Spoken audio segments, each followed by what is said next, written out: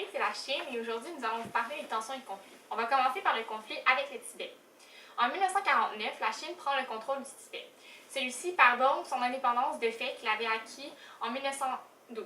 Par contre, la Chine lui donne une promesse d'autonomie.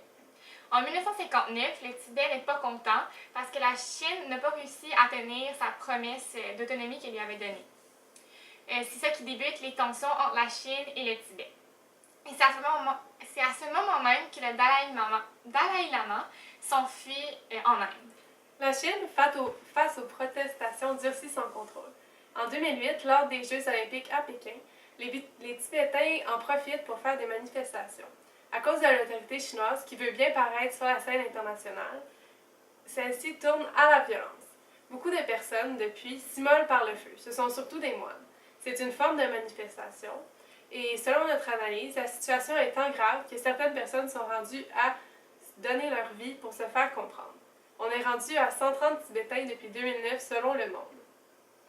Alors que les Tibétains revendiquent une autonomie, la Chine pense que le Tibet n'a pas de privilèges au sein de la Chine et ne devrait pas avoir un statut particulier.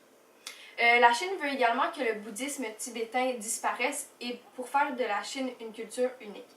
Ils ont donc enlevé le garçon qui était destiné à réincarner le Dalai Lama lors de sa mort.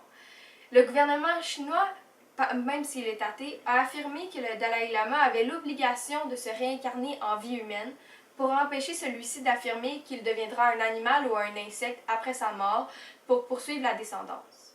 Comme vous pouvez comprendre, le conflit n'est toujours pas réglé et la côte du Tibet fait le tour du monde. Maintenant, on va vous parler du conflit territorial des îles Senkaku. Ces îles inhabitées étaient originalement un territoire chinois, mais elles ont été conquises par le Japon lors d'une guerre. Plusieurs années plus tard, Mao ordonne au Japon de lui redonner ces terres qui lui appartenaient auparavant.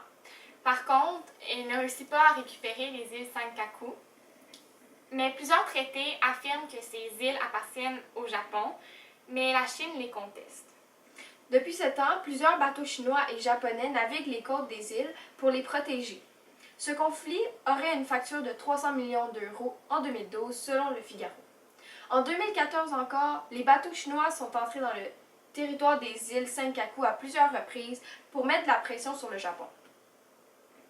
Depuis 1971, ce problème est la source des relations conflictuelles entre la Chine et le Japon. Notre dernier exemple concerne l'Afghanistan. Dans ce cas-ci, c'est pas tant un conflit de la Chine, mais un conflit que la Chine tente de régler. En effet, la Chine veut créer une route de la soie qui passerait par l'Afghanistan. Elle veut donc ramener la paix en Afghanistan par des moyens économiques, politiques et stratégiques.